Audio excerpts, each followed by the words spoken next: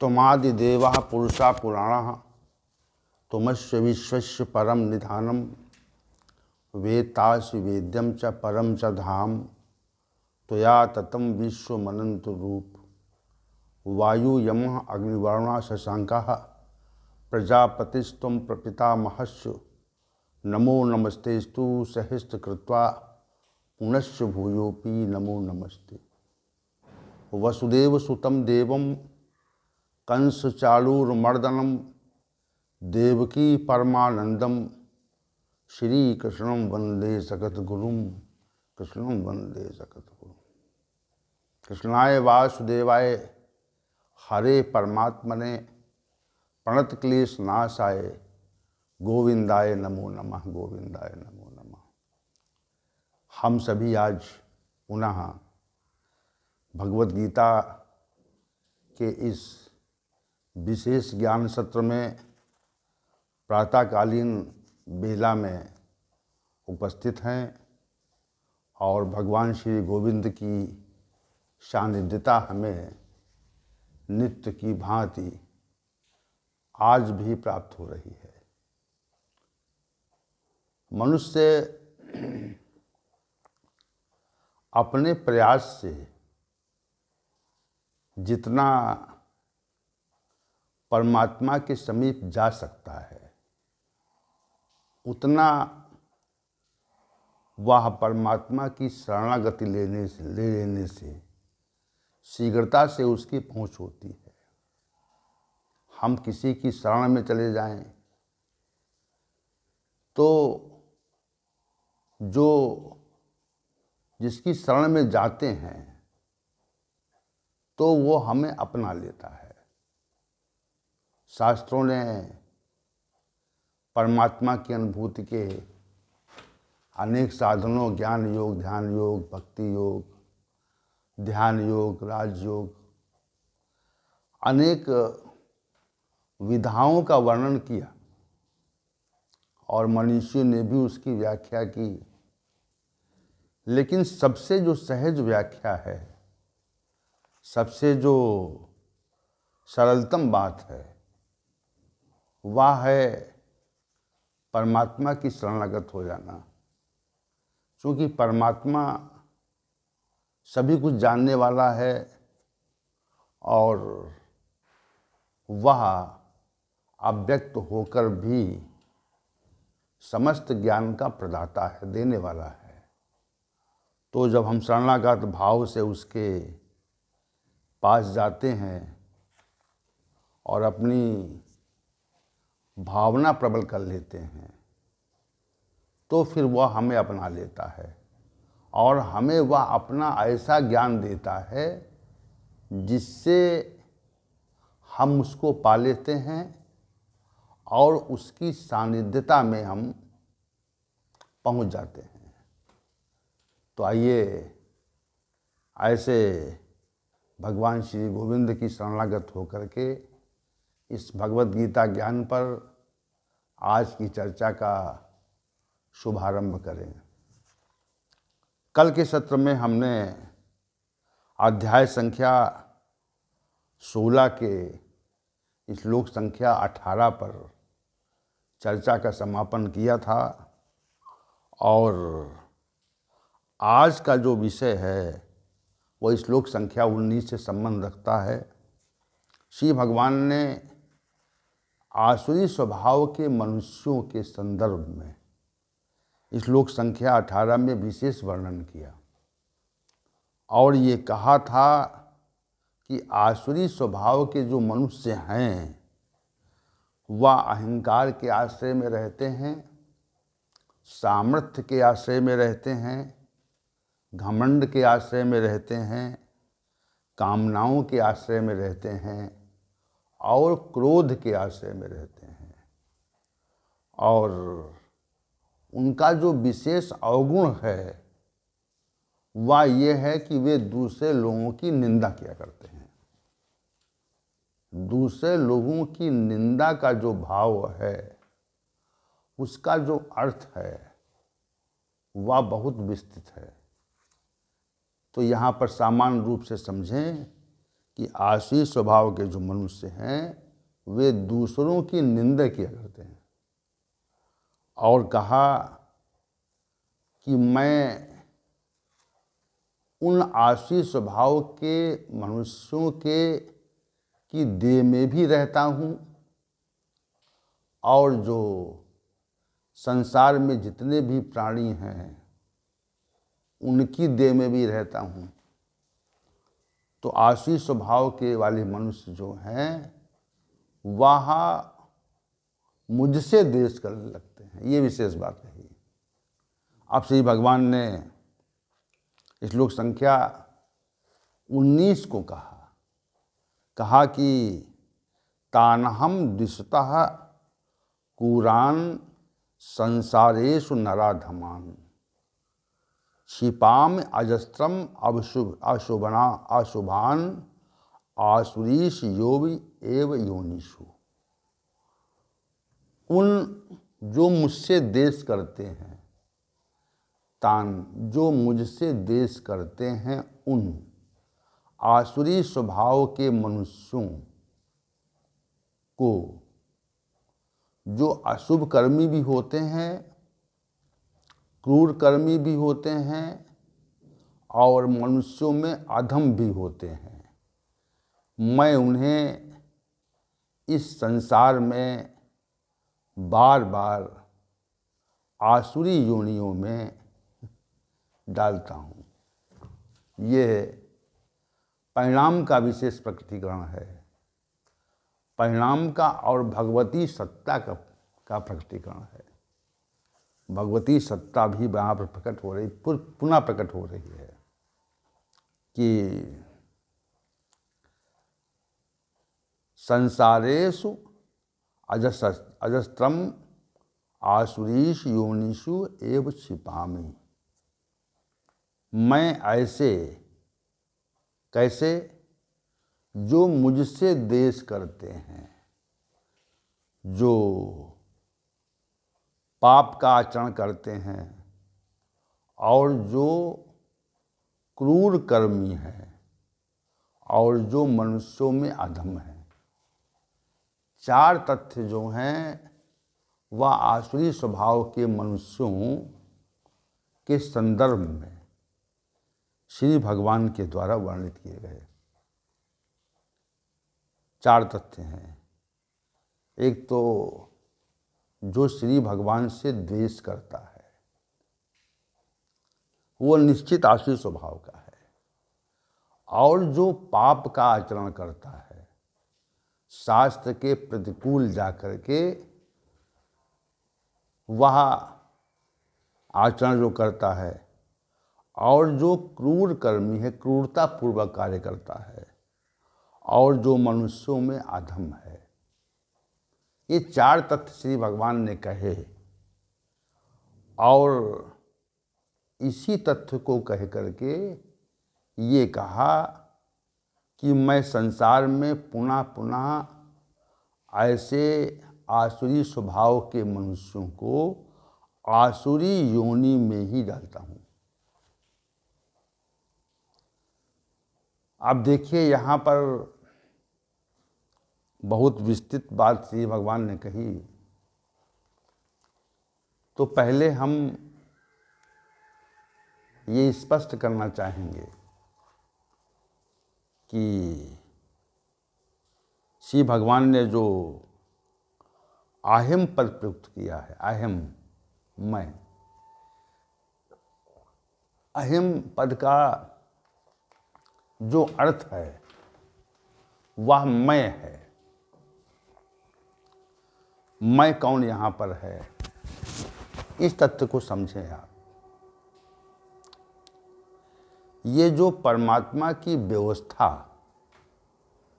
यहाँ पर दृष्टिगोचर हो रही है, परंतु वो तो यहाँ पर प्रतीत नहीं होता, वो यहाँ पर प्रतीत नहीं होता, उसकी व्यवस्था अवश्य प्रतीत होती है।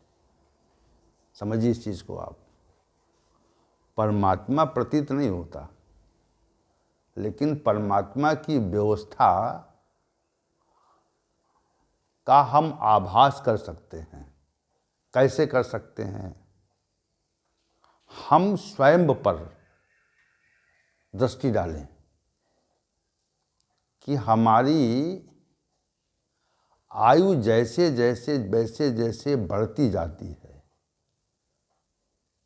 वैसे वैसे हमारा जो शरीर है वह नित्य निरंतर क्षीण होता जाता है, उसमें क्षीणता आती जाती है।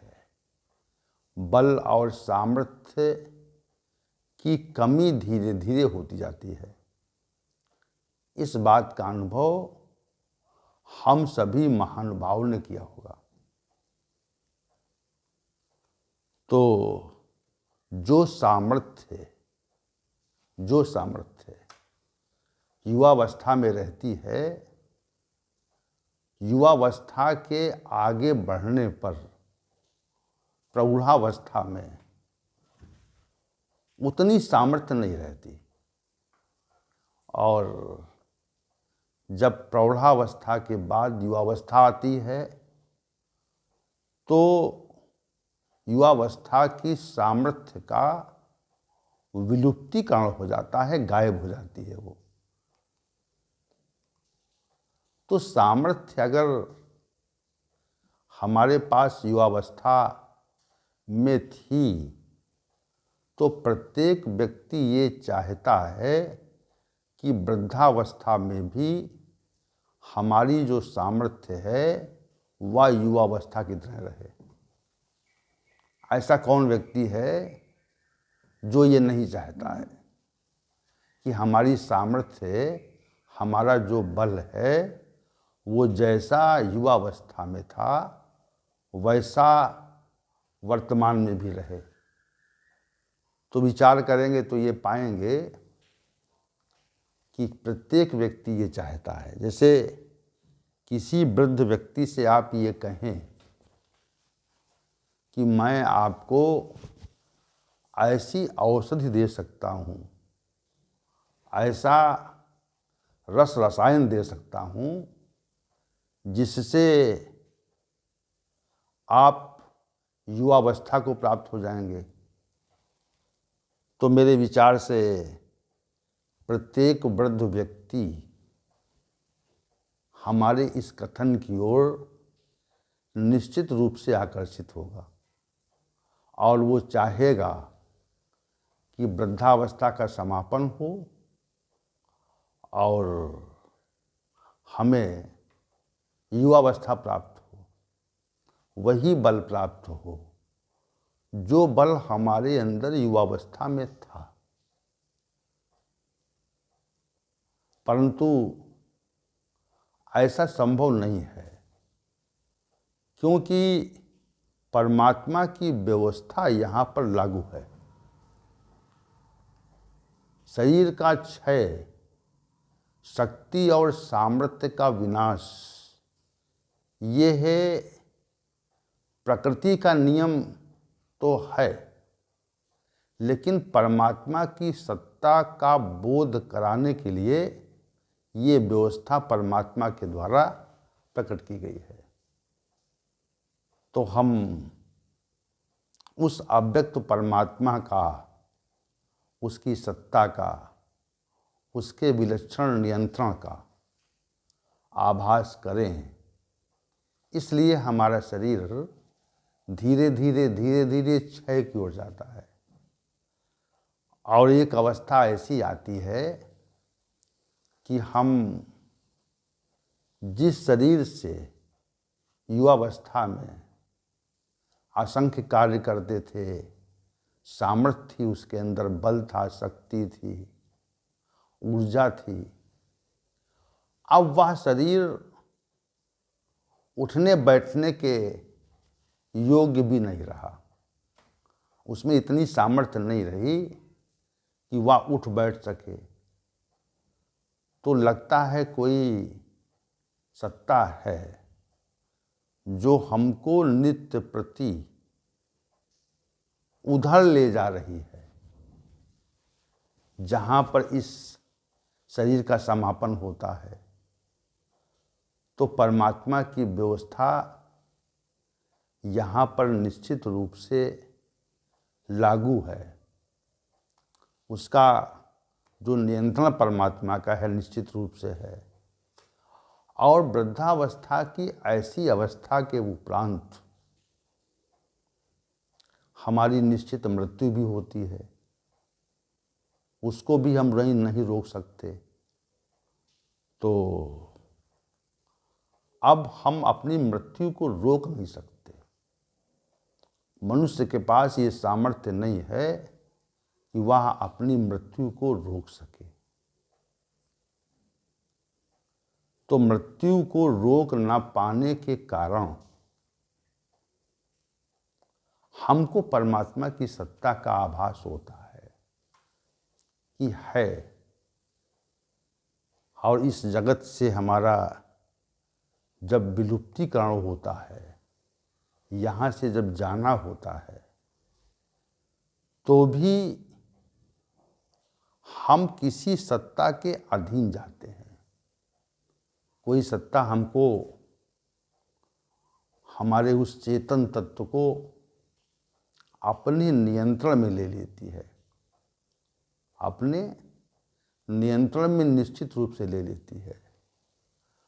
और वो नियंत्रण में ले करके कहाँ ले जाती है हमको, इसको हम वर्तमान समय में नहीं जान सकते कि हम कहाँ ले जाए जाएंगे। उसके नियंत्रण में हम रहते हैं और उसका नियंत्रण कभी समाप्त नहीं होता। वह इस जगत में भी रहता है और मृत्यु के उपरांत भी उसका नियंत्रण रहता है। अब हमें मृत्यु मिली, इस संसार से हमारा गमन हुआ, जाना हुआ। अब उसके पश्चात वही सत्ता जिसने हम पर इस संसार में अपना नियंत्रण बनाया हुआ था, उसी सत्ता अब हमें मृत्यु के पश्चात भी अपने नियंत्रण में रखती है। तो हम निश्चित रूप से उस परमात्मा के नियंत्रण को स्वीकार करने के लिए बाध्य हैं। हमारी अपनी बाध्यता है, हम स्वतंत्र नहीं हैं। परमात्मा का नियंत्रण हम पे रहता है, परमात्मा का नियंत्रण हम पे रहता है। और वह नियंत्रण कभी भी समाप्त नहीं होता, नित्य निरंतर रहता है। मृत्यु भी समय से आती है और मृत्यु के पश्चात जो जीव नामक तत्व, जो इस देह का आधार था, जिसको शास्त्रों ने बताया कि जीव जो है वह इस शरीर का आधार है, वही जीव नामक तत्व जो है वह परमात्मा के द्वारा पुनः नियंत्रित कर लिया गया। तो यहाँ पर परमात्मा विशिष्ट है, विशेष है, जो परम पुरुष है, जिसकी सत्ता त्रिकाल में रहती है, वो कभी समाप्त नहीं होती। उसकी सत्ता का कभी अभाव नहीं होता, सदैव भाव रहता है। ये बात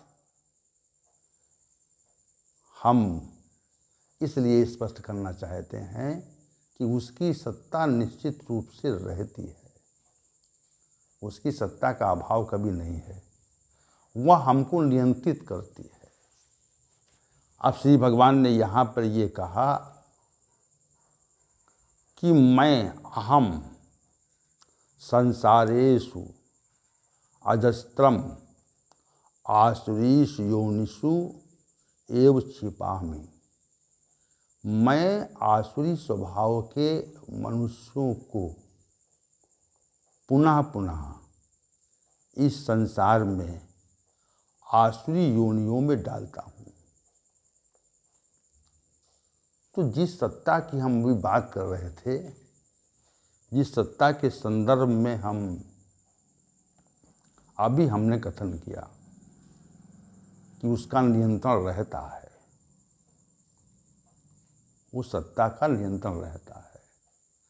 मृत्यु के पश्चात हमको हमारी गति प्रदान करने के लिए, हमारी स्थिति प्रदान करने के लिए वह सत्ता ही सामर्थ्यवान है, उसकी सामर्थ्य है, अन्य की सामर्थ्य नहीं है। अब यहाँ पर श्री भगवान ने कहा अहम कहा, तो हम यहाँ पर यह भाव स्पष्ट करना चाहते हैं कि जो परमात्मिक सत्ता हमको नियंत्रित करती है, हमको मृत्यु के पश्चात अनेक स्थितियों में ले जाती है, उसी सत्ता को श्री भगवान ने स्वयं के स्वरूप में कहा कि मैं। तो परमात्मिक सत्ता और श्री भगवान में कोई भेद नहीं, अंतर नहीं है। इस बात को जरा समझें आप। परमात्मिक सत्ता में और श्री भगवान में कोई अंतर नहीं है, कोई विभेद नहीं है। वही इस ब्रह्मांड के नियंत्रण की सत्ता है, वही इस संसार को नियंत्रित करने की सामर्थ्य लिए हुए हैं। तभी उन्होंने अहम कहा। जैसे कोई व्यक्ति कहे कि मेरे पास ये पद है और ये है, इस पद में हमें ये अधिकार प्राप्त हैं, तो मैं इन अधिकारों का उपभोग कर सकता हूँ। और जैसे कोई न्यायाधीश कहे कि मुझको फांसी देने का अधिकार है, फांसी हम दे सकते हैं, मृत्युदंड दे सकते हैं, तो उसको अधिकार है, तभी वो कहता है, तभी अपने अधिकार का उपभोग करता है, उपयोग करता है वो। तो ऐसे यहाँ पर जो अहम पद है कि मैं ही आसुरी स्वभाव के मनुष्यों को अनेक प्रकार की आसुरी योनियों में मृत्यु के पश्चात डालता हूँ। तो आप इस पर दृष्टि रखें। पहले इस श्लोक की व्याख्या तो हो ही रही है, इस पर दृष्टि रखें कि वह परमात्मिक सत्ता श्री भगवान के रूप में प्रकट होकर के भगवद गीता ज्ञान का उपदेश कर रही है। और इसमें संशय रखना, इसमें किसी प्रकार का दोष भाव रखना और कोई विभेद प्रकट करना, संशय करना, ये उचित नहीं है। क्योंकि यह भगवद गीता का सिद्धांत यहाँ पे स्पष्ट हो रहा है कि श्री भगवान ही वह नियंत्रण करने वाली सत्ता है जो मनुष्य को मृत्यु के उपरांत अनेक प्रकार की योनियों में प्रकट करते हैं। वही सत्ता है वो। अहम पद से यहाँ पे उल्लेख किया श्री भगवान ने कि मैं ही हूँ, अन्य कोई नहीं है। मैं ही संसार में पुनः पुनः आसुरी स्वभाव के लोगों को आसुरी योनियों में डालता हूँ। तो हमें इस बात का आभास करना चाहिए कि श्री भगवान ही हमें धीरे धीरे धीरे धीरे युवावस्था से प्रौढ़ावस्था, प्रौढ़ावस्था से वृद्धावस्था, वृद्धावस्था से मृत्यु तक ले जाते हैं, धीरे धीरे ले जाते हैं। उनकी व्यवस्था में हम जाते हैं। हमारे पास ऐसी कोई सामर्थ्य नहीं है कि हम उनकी व्यवस्था और सत्ता को विखंडित कर सकें, उनकी सत्ता और व्यवस्था को विखंडित कर सकें, ऐसी सामर्थ्य हमारे पास नहीं। समझिए इस बात को आप, हमारे पास ऐसी सामर्थ्य नहीं है कि हम परमात्मिक व्यवस्था को विखंडित कर सकें और हम उसको ना मानें। हमारे मानने की, हमारे स्वीकार करने की बाध्यता है। हमें वो जहाँ भेजेगा, हम दास की तरह से हैं, सेवक की तरह से हैं। स्वामी जहाँ भेजेगा वहाँ हमको जाना पड़ेगा। संसार में तो जो स्वामी और सेवक होते हैं तो अनेकों बार सेवक स्वामी की आज्ञा को नहीं मानते। यहाँ ऐसा नहीं है, यहाँ पर ऐसा नहीं है। हमें तो श्री भगवान की आज्ञा को मानना ही मानना है। इसमें कोई संशय नहीं है, इसमें हमारी चलती नहीं। ये सहज भाव से कहें कि हमारा इस विषय में कोई हस्तक्षेप नहीं है। जैसा चाहेंगे, जैसी उनकी इच्छा होगी, श्री भगवान की जैसी इच्छा होगी, वैसी ही हमारी गति होगी। ये हम कहना चाहिए, जैसी श्री भगवान की इच्छा होगी, जैसी उनकी कामना होगी, वैसी ही हमारी गति होगी। क्योंकि श्री भगवान ही हमको गति देते हैं और अच्छी गति रहे इसकी मति भी देते हैं, वो इसकी बुद्धि भी देते हैं। तो यहाँ पर जो श्लोक संख्या 19 में ये श्री भगवान ने ये कहा कि अहम संसारेषु अजस्त्रम आसुरीषु योनिषु एव छिपामि। मैं संसार में पुनः पुनः आसुरी स्वभाव के मनुष्यों को आसुरी योनियों में ही डालता हूँ। तो आसुरी स्वभाव के मनुष्यों को यह स्पष्ट रूप से समझना चाहिए कि अगर उन्होंने आसुरी स्वभाव के दुर्गुणों से अपने को मुक्त नहीं किया, आसुरी स्वभाव के दुर्गुण उनके अंदर रहे, तो निश्चित ही वे श्री भगवान की व्यवस्था के अनुसार आसुरी योनियों में पहुंच जाएंगे। इसमें कोई दो मत नहीं है, इसमें एक ही रास्ता, एक ही विकल्प है। तो कहते हैं कि क्या विकल्प, अन्य क्या विकल्प है? अन्य विकल्प नहीं। यहाँ पे अन्य विकल्प नहीं है, यहाँ एक ही विकल्प है। अगर आसुरी स्वभाव के कर्मों का परित्याग हमने अपने जीवन में नहीं किया तो निश्चित रूप से हम आसुरी योनियों में पहुँचेंगे, निश्चित पहुँचेंगे। ये श्री भगवान की व्यवस्था है, उनका कथन है, और उनकी व्यवस्था और उनके कथन को कि मानने की हमारी बाध्यता है।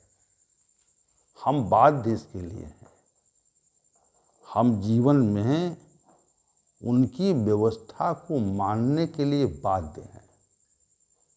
हमारे पास कोई विकल्प नहीं है कि हम उनकी व्यवस्था को न मानें या स्वीकार न करें। तो हमको स्वीकार करना ही पड़ेगा।